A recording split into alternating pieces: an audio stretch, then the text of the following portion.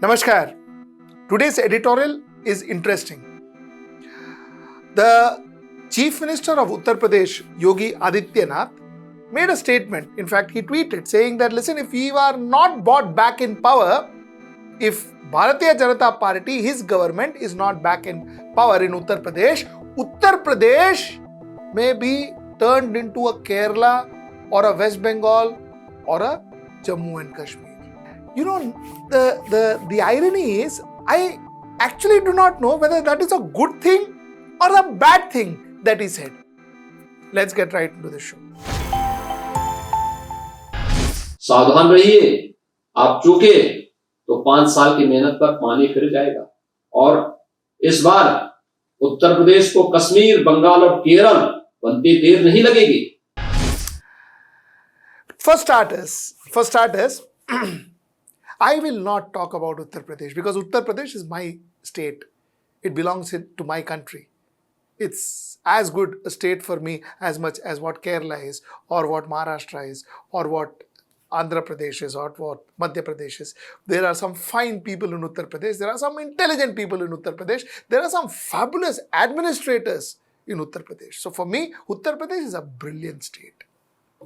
Like West Bengal, like Kerala, like Tamil Nadu, and like my own state, Maharashtra. But you know what? When a chief minister makes this kind of statements, they go off the mark like nobody's business. And I will tell you what I mean by that. You see, Niti Aayog had ranked different states on various parameters.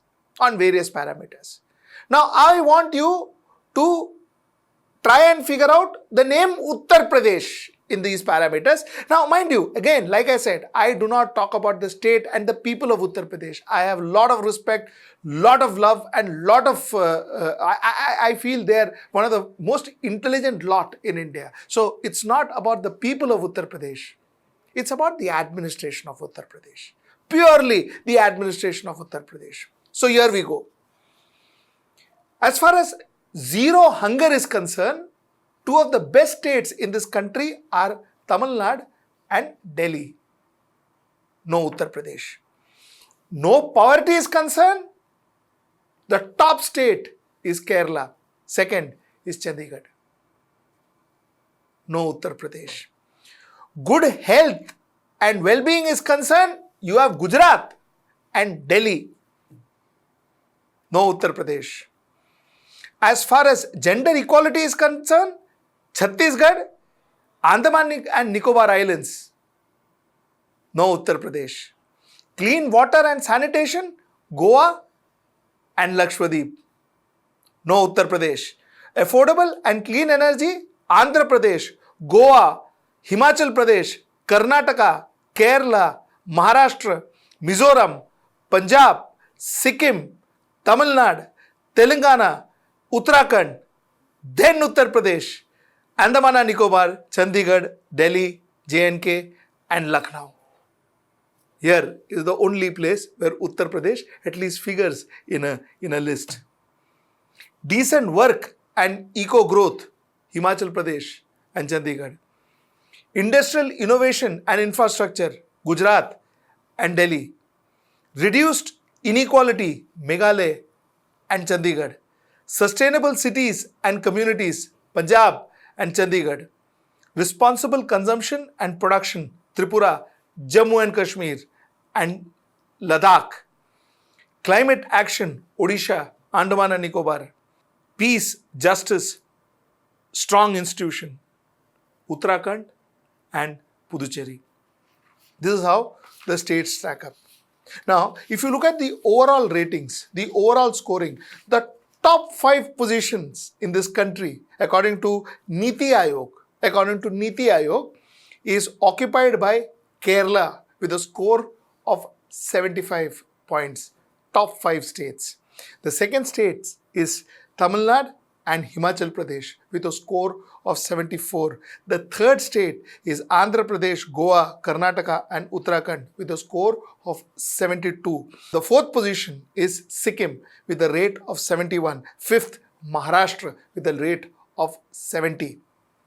You know the worst 5 states? The worst 5 states is Chhattisgarh, Nagaland and Odisha with a score of 61. Arunachal Pradesh, Meghalaya, Rajasthan, Uttar Pradesh with a score of 60. Assam with a score of 57. Jharkhand with a score of 56. Bihar with a score of 52. This is as far as the Niti Aayog is concerned. This is where Uttar Pradesh stands.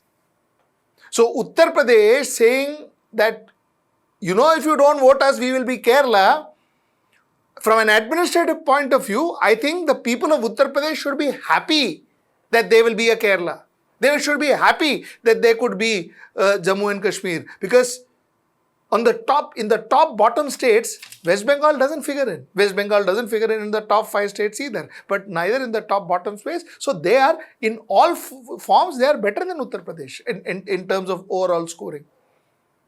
So I guess when Chief Minister says that, I think the people should be more happy that there is a possibility of them becoming a Kerala, or becoming a Uttar Pradesh, or becoming a Jammu and Kashmir. So that's my point number 1.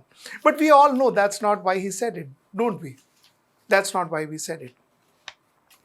What are we trying to do? Alienate a state? What are we trying to do? Alienate Jammu and Kashmir? Alienate Kerala? Alienate West Bengal? Just because they don't belong to the same, they are not part of the same political party's government?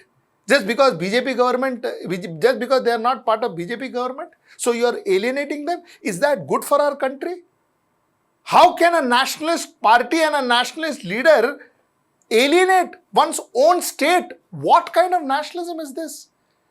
What kind of nationalism we are practicing and preaching? You see, the problem of alienating a state is you are pushing them away. Jammu and Kashmir, there are still people who believe in separatist movement. And are you pushing them more? Are you actually helping those separatists to spread this venom in that state? By alienating them, you are. You are helping Pakistan more than you are helping your own nation. You are helping nations who want your state, who wants to create problem in your state by making such statement and by alienating the state. Are you trying to do the same with Kerala? Are you trying to do the same with West Bengal? The third point. Are we saying it because there is a Muslim population in these states? And if we are saying that, then we are not only going against our country, we are going against our constitution. We're going against everything that our country believed in. And that's saddening. If we are going to polarize like this, believe me you, India will will start degrowing. And if we start polarizing like this, the biggest effect that is going to happen is on the investment.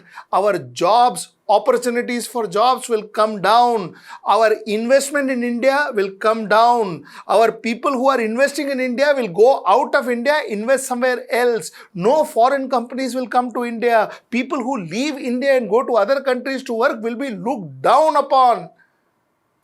These are real problems. If India loses its credibility, India loses its image, finally, Indian investment will suffer, and people who go out to work and earn their 2 square meals, earn their living, and possibly send some foreign remittance to India, even they will start suffering. And that's going to be a problem. Our issue is unemployment today.